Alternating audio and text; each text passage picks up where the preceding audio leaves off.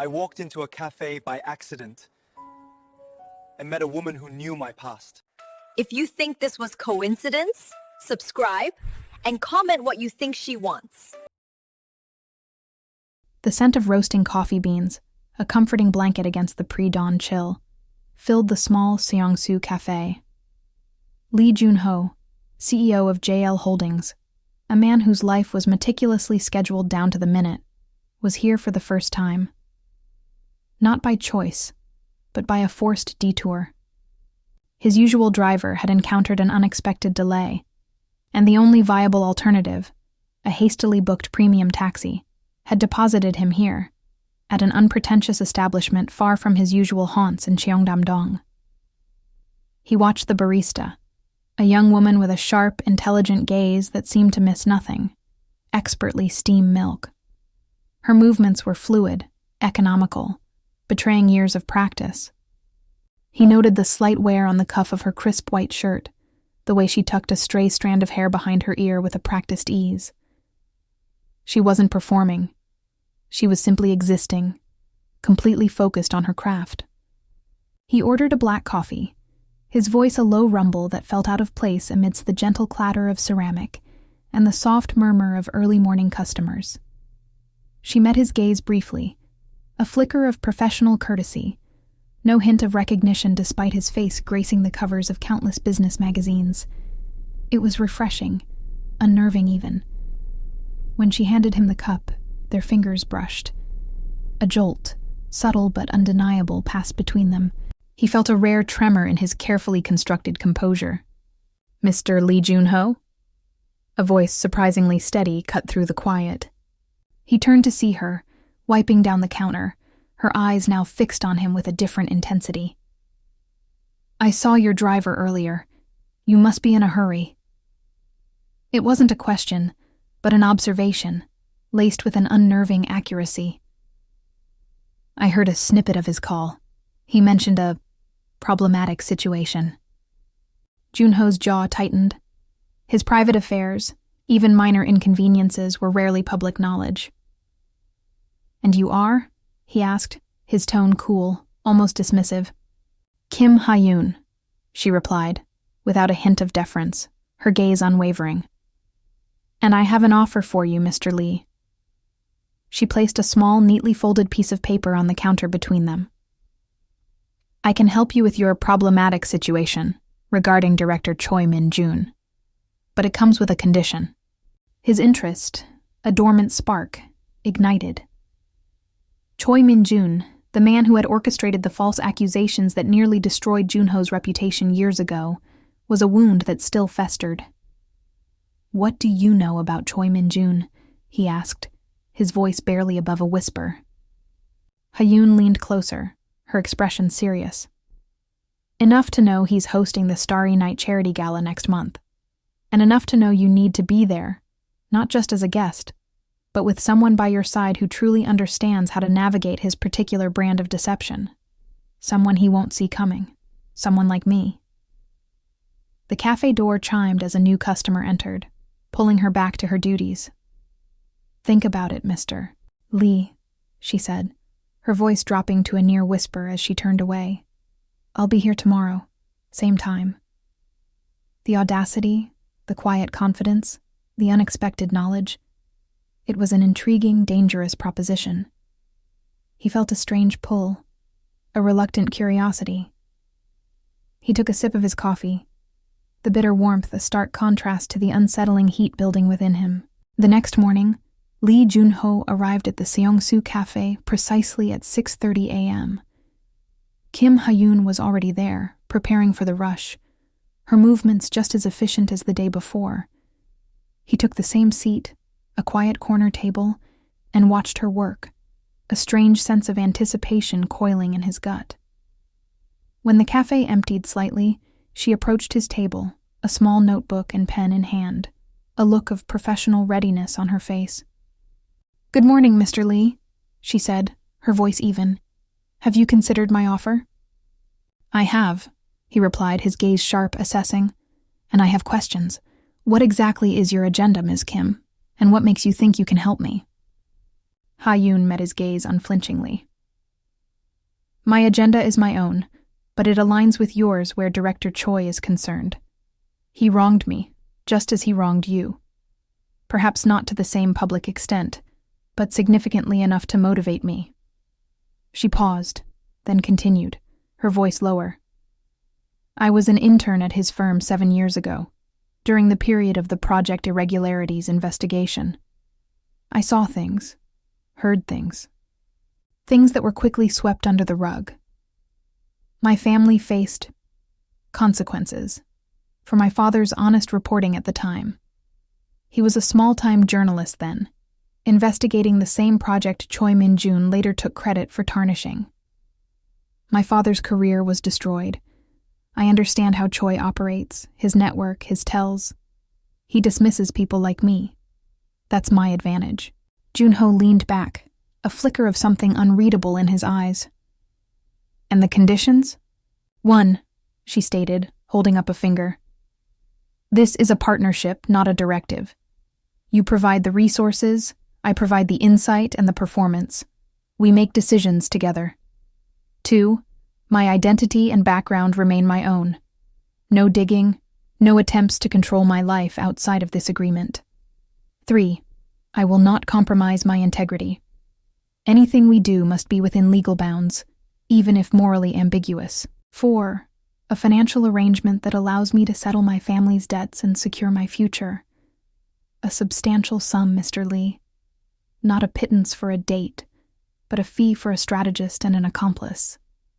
She looked directly at him, her eyes challenging. And 5, when this is over, we walk away. No lingering ties, no expectations. He studied her, noting the quiet strength in her posture, the firm set of her jaw. This was not a woman to be trifled with, or easily dismissed. The thought of bringing her into his carefully guarded world was unsettling, yet the potential payoff, the chance to finally expose Choi, was a powerful lure. And if I refuse, then you continue to fight Choi Min-jun with one hand tied behind your back, she replied calmly. And I find another way to exact my own justice. But I believe our combined efforts would be far more effective. A ghost of a smile, cold and calculating, touched Junho's lips. You drive a hard bargain, Ms. Kim. I drive a fair one, she countered.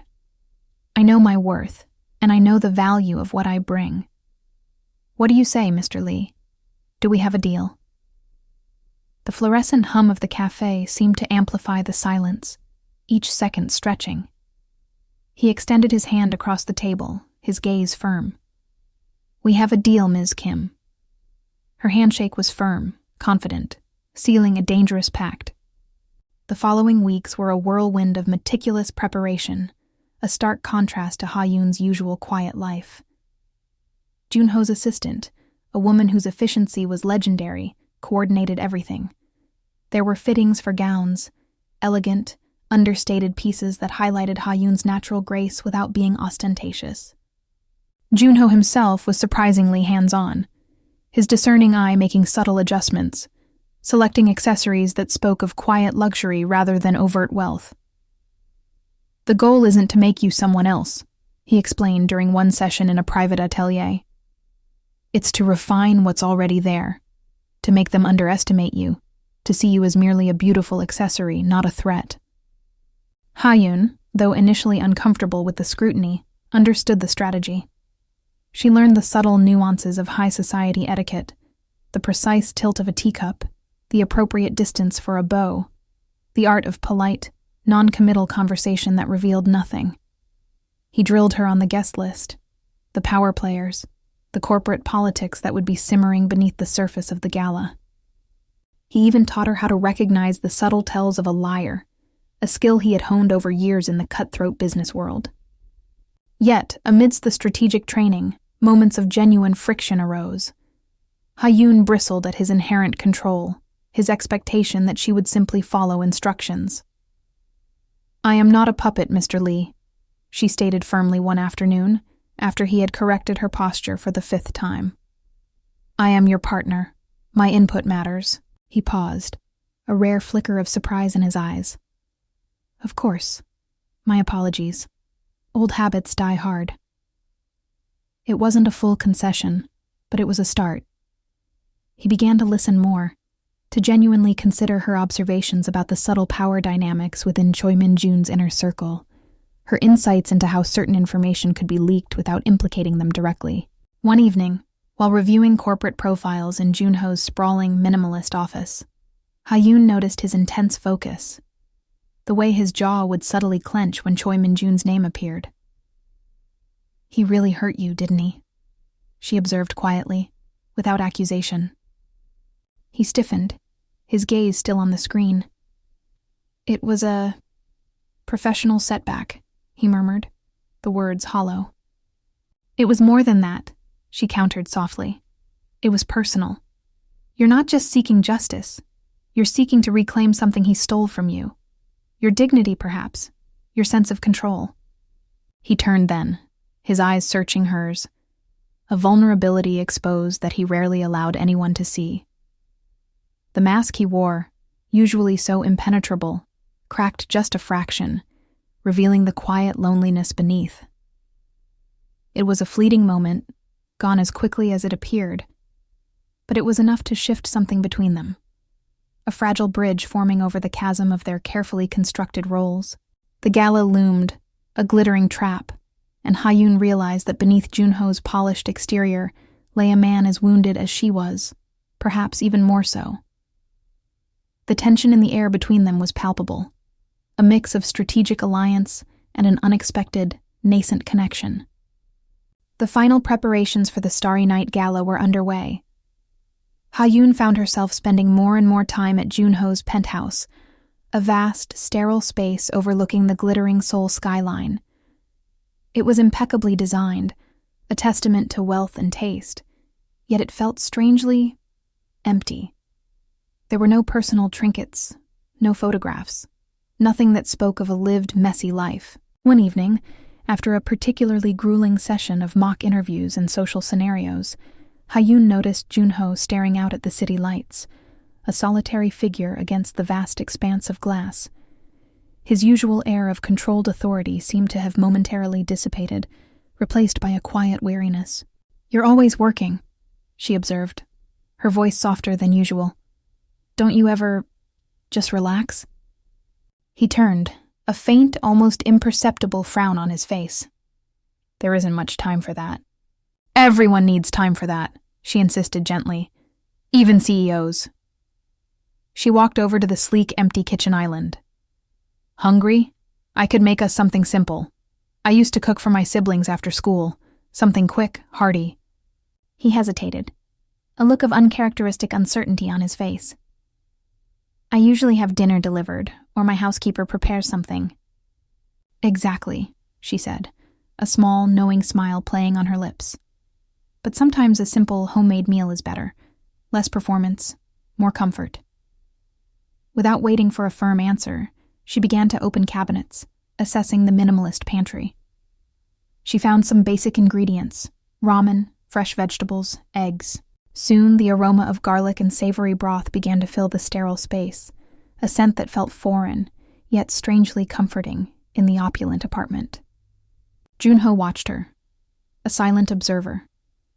He saw the easy competence in her movements, the way she hummed a soft, tuneless melody as she chopped vegetables.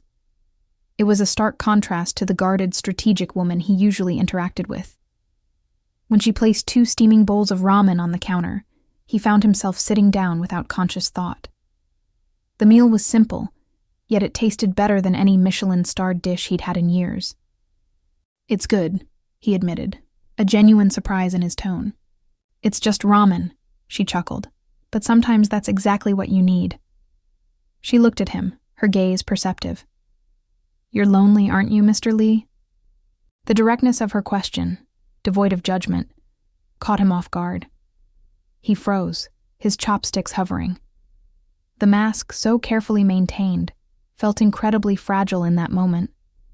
He saw a flicker of empathy in her eyes, not pity, but understanding.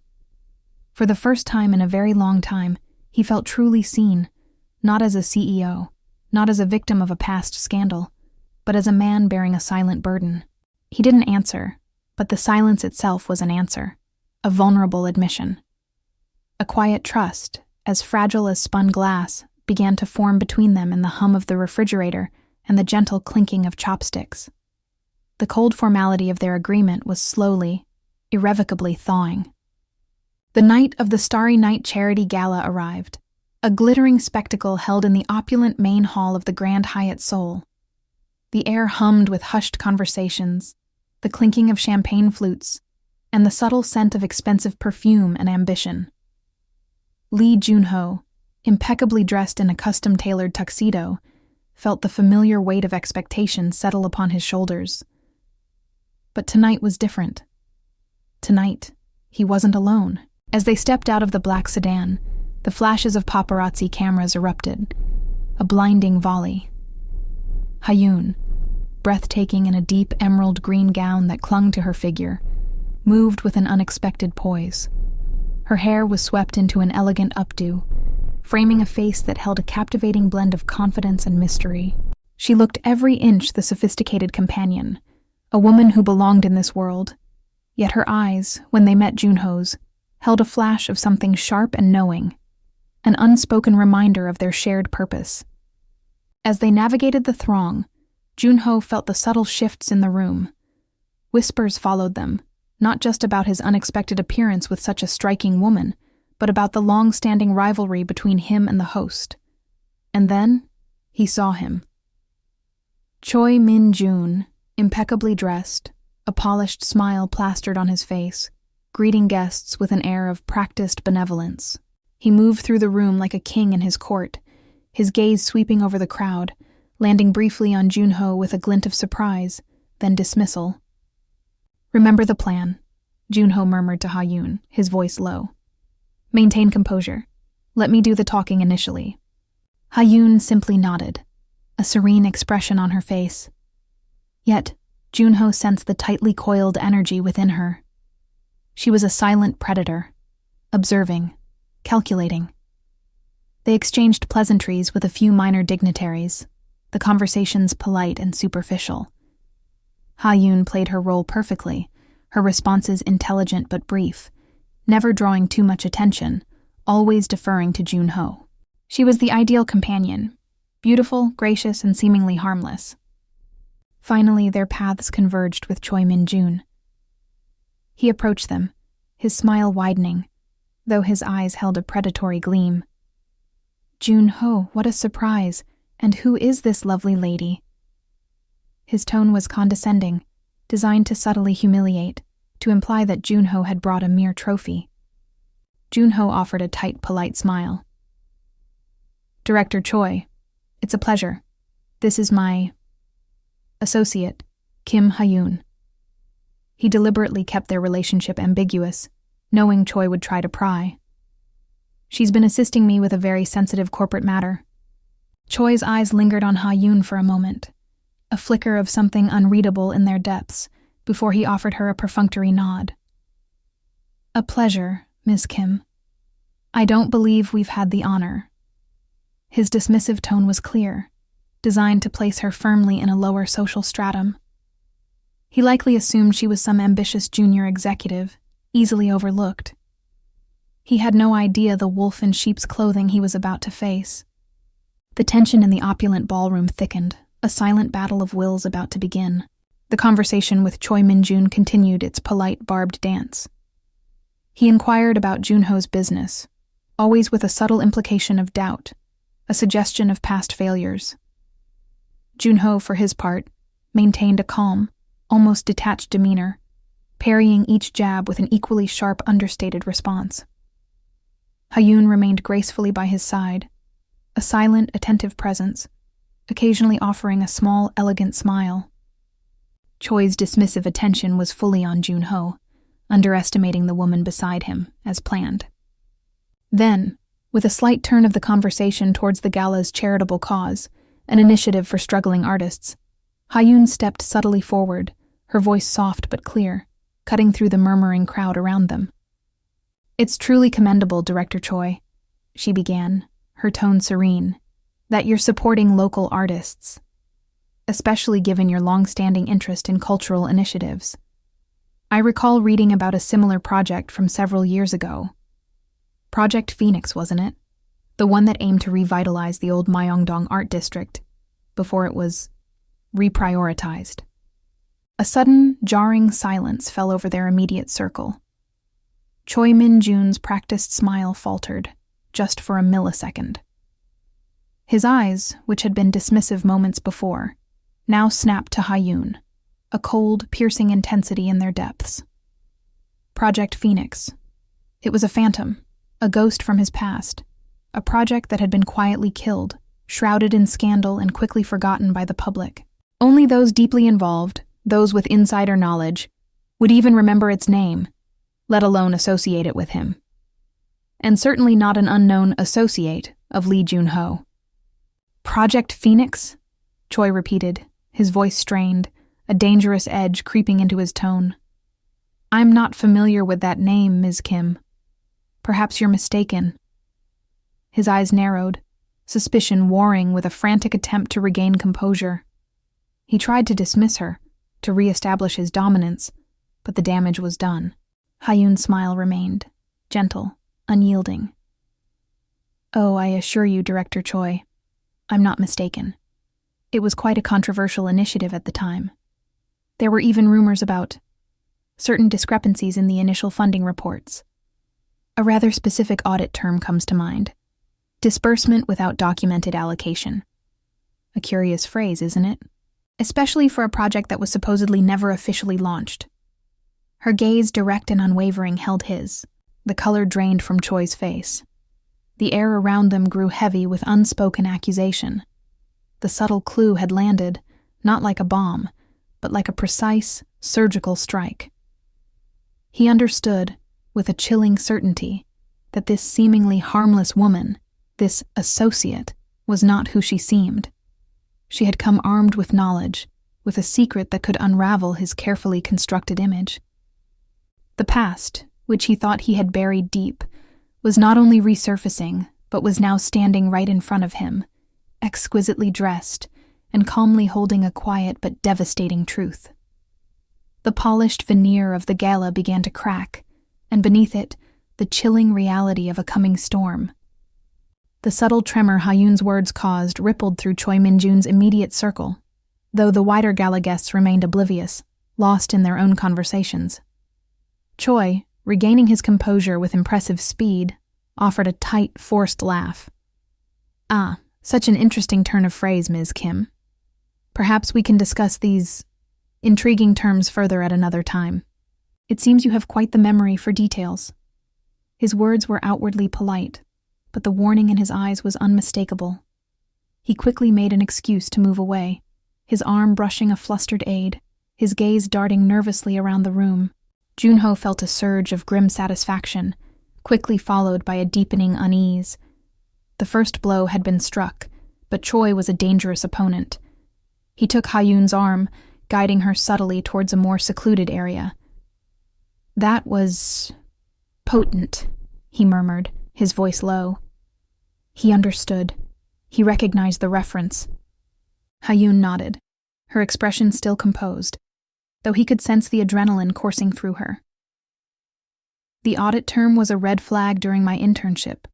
It was one of the many things my father tried to investigate before he was silenced. She paused, then looked up at him, a flicker of worry in her eyes. He'll be moving against us, Mr. Lee. Likely tonight or first thing tomorrow. PR, legal threats, digging into my background. He's not one to leave a perceived threat unchecked. And she was right. Within the hour, Jun-ho's phone began to buzz with discreet messages from his security team. Unidentified individuals were seen observing their movements. A subtle smear campaign against JL Holdings, linking it to a minor, unrelated business ethics inquiry from years ago, began to circulate among the online tabloids, carefully planted by Choi's PR machine. The message was clear: retaliate and suffer the consequences. Later that night, back in the sterile quiet of Jun-ho's penthouse, the weight of their actions settled heavily between them. The initial exhilaration of the strike had faded, replaced by the grim reality of the battle ahead. He'll try to find your weakness, Junho stated, pouring them both a glass of water. He'll try to discredit you, and through you, discredit me. He'll hit your family, your finances. Are you prepared for that, Hayun? His voice held a rare note of genuine concern. She took a sip of water, her gaze fixed on the cityscape outside. I am. I anticipated it. This isn't just about me, or even my father. It's about a pattern of corruption that has gone unchecked for too long. But there's something else. Something I haven't told you, Junho. Something that might put a real wedge between us. Her voice was quiet, almost a whisper, laden with a secret yet to be revealed. The weight of it hung in the air, a new, unforeseen challenge to their fragile alliance. The revelation of a new secret, hanging heavy in the air, shifted the dynamic between them. Junho felt a surge of frustration, but also a deeper, more unsettling emotion, a sense of betrayal. He had offered trust, however cautiously, and now she was admitting to holding back vital information. What is it, Hayun? He asked, his voice controlled, but edged with a steely demand. We made a pact of partnership. There can be no more hidden cards. She met his gaze, her usual composure laced with a visible vulnerability. You're right, and I apologize. I held back because I was afraid it would compromise everything, compromise us, but it's time you knew. She took a deep breath. My mother. She was the lead auditor on Project Phoenix, the one who initially flagged the disbursement without documented allocation. She was pressured, heavily, to recant her findings, to bury the truth. When she refused, she was systematically pushed out of her position. Her career was destroyed, her reputation slandered. She was blacklisted. Junho stared at her, the pieces of the puzzle clicking into place with a horrifying clarity. Your mother was the whistleblower they tried to silence, the one whose work was ultimately used to frame me, to justify the irregularities that they blamed me for. The realization was a punch to the gut. Choi Min-jun hadn't just used his mother's work to frame him, he had destroyed her in the process. He felt a bitter irony twist inside him. She tried to fight back, legally, Hayun continued, her voice trembling slightly. But she was alone, up against Choi's powerful legal team and a biased media. She eventually lost everything. My father tried to help her, tried to report the truth, and he too was crushed. That's why I remember that audit term, Junho. It's etched into my memory, into my family's history of ruin. She looked at him, her eyes pleading for understanding.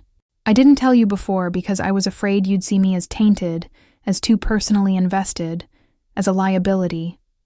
Or worse, that you'd realize how deeply intertwined our separate grievances were, and that I was using you for my own family's vindication.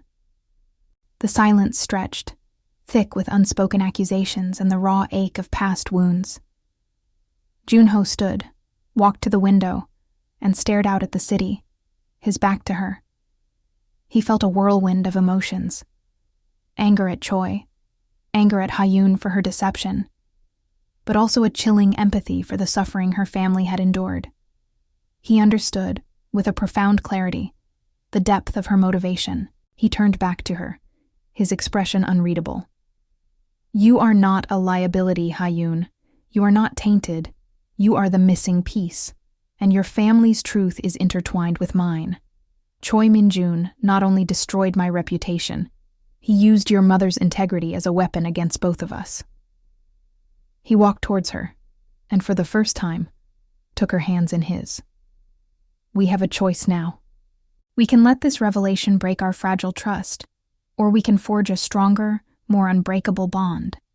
A partnership built not just on shared revenge, but on a shared truth. What do you choose, Hayun? Her eyes, still holding a hint of trepidation, slowly filled with a quiet resolve. She squeezed his hands. I choose trust, Junho. I choose truth. And I choose to finish what we started, together. In that moment, The sterile penthouse felt less empty, filled with the quiet resonance of two damaged souls choosing to heal and fight as one. With the full truth laid bare, their strategy against Choi Min-jun sharpened, becoming more precise, more ruthless. The initial emotional reaction solidified into cold, calculated determination. Ha-yoon's insider knowledge of her mother's audit findings, combined with Jun-ho's access to corporate resources and legal expertise, formed a formidable alliance. Their first move was subtle but strategic. Jun-ho, through his network, orchestrated a series of anonymous tips to respected financial journalists, subtly redirecting their attention towards old, forgotten corporate records related to the Project Phoenix era. They didn't directly accuse Choi, but planted seeds of doubt, highlighting discrepancies that mirrored Ha-yoon's mother's original findings. Meanwhile, Ha-yoon, using her former intern connections and her own sharp investigative skills, began meticulously re-examining publicly available documents, cross-referencing them with the whispers and rumors she remembered from her youth. She found archived property deeds, shell corporations, and suspiciously timed asset transfers that, when pieced together, painted a clear picture of Choi Min-jun's financial manipulations during the project. The emotional cost was high. Ha-yoon spent long nights poring over old ledgers, her face etched with exhaustion and the ghosts of her family's past. Jun-ho witnessed her quiet suffering, the way she would sometimes clench her jaw, her eyes distant, reliving the injustice. He found himself offering quiet comforts, a shared meal, a moment of silence, a hand on her shoulder, gestures that felt foreign but increasingly natural. His own cold facade began to crumble further, revealing a man capable of deep empathy and protection. Choi Min-jun, sensing the tightening net, retaliated with predictable fury. His legal team issued stern cease and desist letters, threatening libel suits against any publication that dared to connect him to the resurfacing rumors. His PR machine intensified its smear campaign against Jun-ho, even attempting to dig into Ha-yoon's past. But her low profile offered little leverage, yet the subtle pressure continued to mount. One evening, after securing a crucial piece of evidence, a signed but illegally backdated contract that directly implicated Choi in the disbursement without documented allocation, Ha-yoon looked at Jun-ho, her eyes heavy. "This will be devastating for him," she murmured. "His reputation, his career, everything he's built on lies will collapse." Jun-ho nodded, the grim satisfaction undeniable, but tempered with a newfound understanding. "It will, but it won't bring back what he stole from us, or from your mother. This isn't about vengeance, Ha-yoon. It's about truth, and about ensuring he can never do this to anyone else again." He saw her vulnerability, her quiet strength. Their shared purpose, born from bitterness, had evolved into something more profound, a commitment to justice, forged in the fires of their intertwined pasts. The final trap was set, waiting for the opportune moment to spring. The carefully constructed legal and reputational assault on Choi Min-jun began to yield devastating results. The financial journalists, armed with the undeniable evidence provided by Jun-ho and Ha-yoon, published a series of meticulously researched articles exposing the truth behind Project Phoenix, including the specific audit irregularities and the systematic cover-up. The articles, though carefully worded to avoid direct libel, clearly implicated Choi Min-jun in a web of deceit and financial misconduct that spanned years. The fallout was swift and brutal. Investors began to pull out. Lawsuits, both civil and criminal, were initiated based on the new evidence.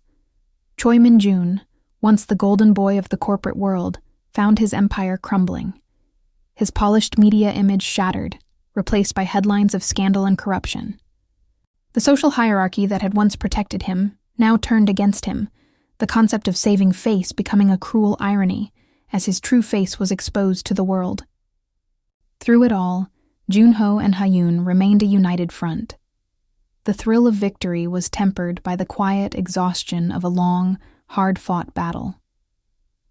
They had achieved their goal, not with explosive revenge, but with the steady, relentless application of truth. In the aftermath, as the dust settled, they found themselves facing a new reality. The contract that had bound them, born of strategic alliance, had long since transformed into something deeper, something true. One quiet evening, as they watched the city lights from Junho's penthouse, the same view that once symbolized his isolation, Hyun turned to him. "It's over," she said softly, a complex mix of relief and lingering sadness in her voice. "He's falling. It's a bitter victory in some ways." Junho took her hand, his thumb tracing the back of her fingers. "It's not just a victory, Hyun. It's justice. And it's a new beginning. For both of us." He looked at her, his eyes, once so guarded, now open and vulnerable. "I came into this seeking to reclaim my dignity, to expose a lie. But I found something else entirely. I found you. You taught me that control isn't about holding everything together, but about letting go enough to trust another person. You taught me what real partnership, what real intimacy means." She smiled, a genuine, heartfelt smile that reached her eyes. "And you, Lee Junho, taught me that not all power is corrupt, that true strength can be found in vulnerability, and that loneliness can be overcome by choosing to open up. My goal was vindication for my family, but I gained so much more. I gained a future that feels honest."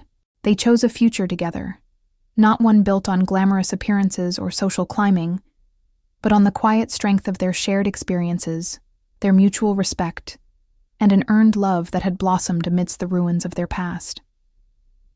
Their partnership was unbreakable, forged in the fires of adversity and tempered by truth. Meanwhile, the whispers about Choi Min-jun were no longer just whispers. They were shouts, echoing in boardrooms and courtrooms, the sound of his meticulously crafted empire crumbling to dust. His downfall was not a sudden collapse, but a slow, agonizing descent, hastened by the weight of his own lies.